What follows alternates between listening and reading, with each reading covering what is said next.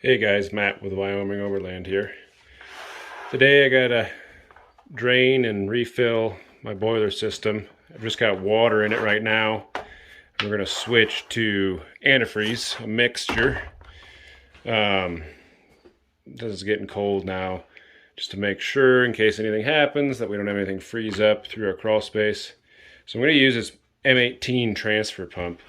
I just picked this up. I have tested it out some and it does seem like it'll work good. So I'm going to use 6 amp hour batteries. That's the biggest batteries I've got. I've got 2 of them. So I got 2 of those fully charged to see how long it lasts. Before I bought this, I did find an article online that said that this should work for pressurizing a boiler system. So a boiler system, you got to get pressurized up ideally between 10 and 18 psi, just to leave pressure on the system, so that this accumulator tank can be pushed up, and that gives you a little extra reservoir for any air to come out. So I didn't see anything online. I've seen lots of stuff of these for emptying out water heaters and all that, but I did find an article, I think it was on mechanicalhub.com, that said that they've used this for a boiler, but no videos or anything like that. So we'll see how it works. I mean, lots of reviews on the pump itself online that are probably way better done than mine. But I'll give you a how much battery for these batteries, and how well it does. I'm kind of excited for this. I've done this before with a corded pump, but it's nice to have just power button straight on here. We'll see how it does. Yeah, I think it seems definitely as well built as they say it is. One thing I like about this too, that I've always seen them get set on these bottom feet, but there is a set of feet here as well. And for running with the fill-in, I think that's going to work nice sitting like this, where I can always see to make sure we're not getting air through here. Still easily reach this. I also like this for the form factor. So I've always grown up getting taught to put the pail in a bucket and the hose is on here. So it looks like there's plenty of room to have that in a bucket and put hoses. So it's about, I mean, you could almost put a lid back on this bucket. It's not quite, you need a 6 or 7 gallon bucket to do that, but a 5 gallon pail fits good. The handle still comes up nice and easy. So good form factor there. But yeah, let's get into it.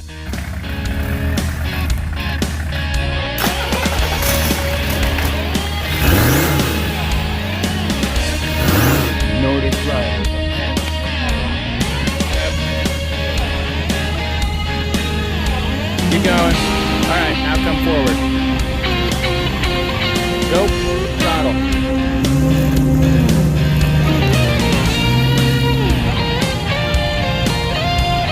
Look at your tire. You shouldn't have stopped right there.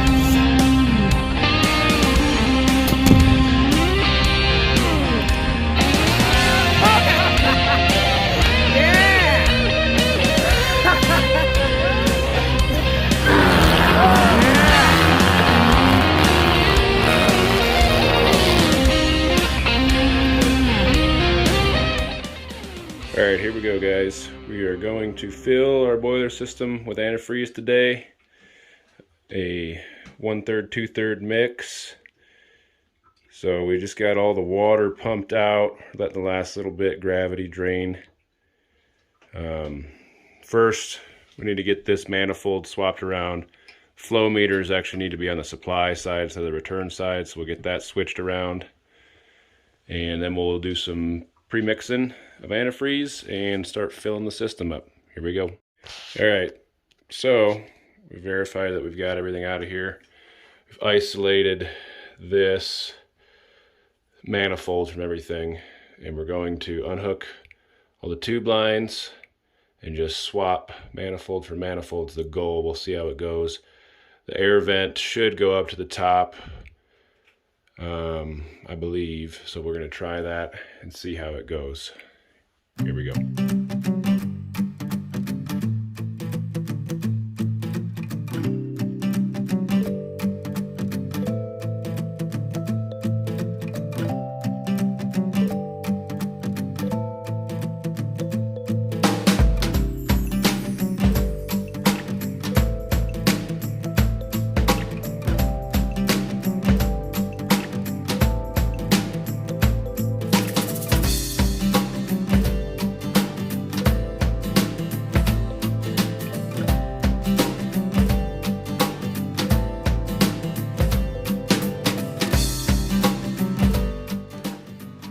Alright, so we got that switched out. Now we're going to mix up some antifreeze. A lot of different ways you can do it. What I'm going to do is I'm going to pre-mix a set of pails. From what we removed, our goal is about 25 gallons approximately that we need to put in the system total. So I'll get it pre-mixed up and I'll bring you guys back in when we're pumping up the system. Here we go. Alright, so we're filling the system with about close to 10 gallons in so far. Just going loop by loop, get everything cleared out. We already got this pre-filled and the coil inside of the indirect water heater tank. So we'll just keep filling. Little Milwaukee Transfer Pump's doing good so far. Real test will be when we have to pressurize the system, so we'll see how it goes. Here we go. Here's a close-up of the old Milwaukee.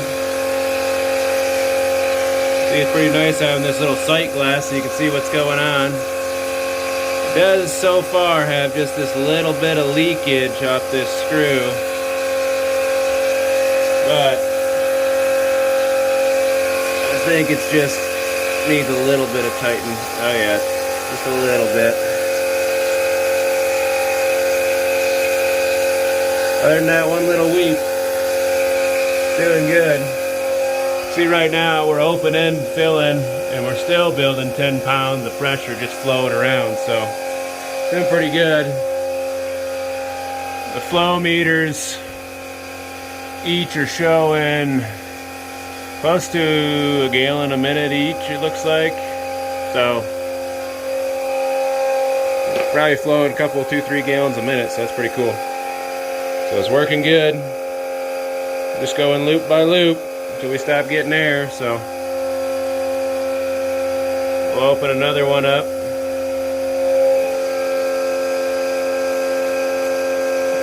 See some more air coming.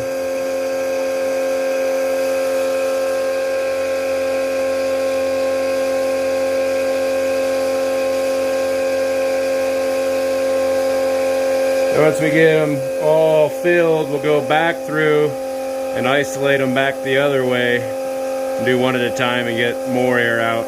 Keep doing it until we get it where we think we've got everything. Then we'll run the system in our super vent. We'll start getting the rest of the air out.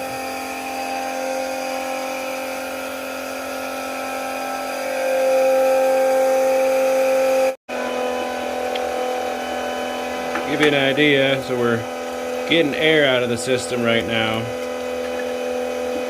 As you can see, it's mostly air. We get to where we've got it filled, I'll show you how much flow actually out of the end of the hose is coming. But when we have this turned down to just one zone, I don't know if you can see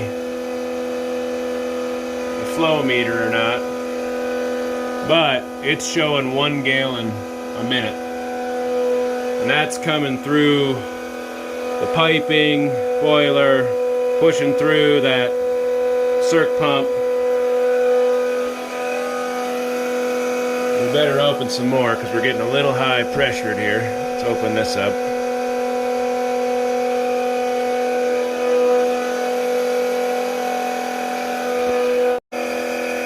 Alright, I had to do some quick adjusting there for a second. So, we got the return closed going back to the boiler. So the return has to come through this hose, into the pail, through the pump, back through the boiler, and supply. We also have this shut so that we're not doing our primary secondary bypass, so that way it's forcing everything all the way around. Which is why we gotta be careful watching that pressure gauge so we don't overpressure and blow out our relief. So we just got to keep an eye on it. So far we're still on the first 6 amp hour XC battery. We got a second one in case that one dies, but so far she's just chugging along. We'll see how long it lasts. We emptied the whole system, so we pumped out about 25 gallons with the pump. we'll see if it'll fill the 25 gallons back in.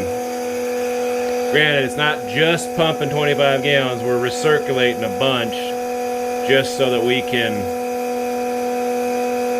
get all this air out. So it's not truly that we are just pumping straight up 25 gallons.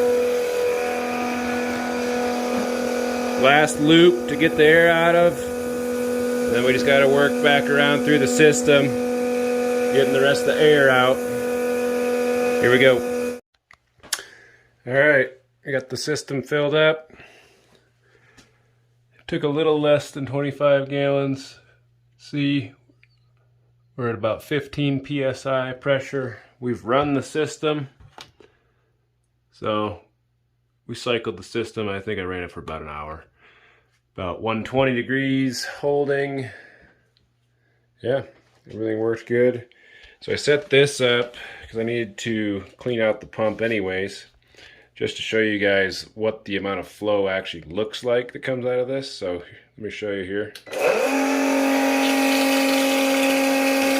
So pretty steady flow. From what I can gather, I would guess that it is 2 to 3 gallons a minute. I don't know what Milwaukee actually says it is, but it good. We almost got it on one battery. Probably the last 10-15 minutes of cycling for air, I switched out to a second 6 amp hour battery. And I guess let's see how much of that 6 amp hour battery it was. I'm pretty sure that was a full battery when we started. So let's see here. Okay, so we used half. So basically 1.5 6 amp hour batteries. So depending on what battery you use, might be different, but pretty easy. So like I said, 25 gallons out of the system and then pumping back in and purging 25 gallon system. So I think that's pretty good. Definitely nice to not be having to plug into the wall. So thanks for watching, guys. See you later.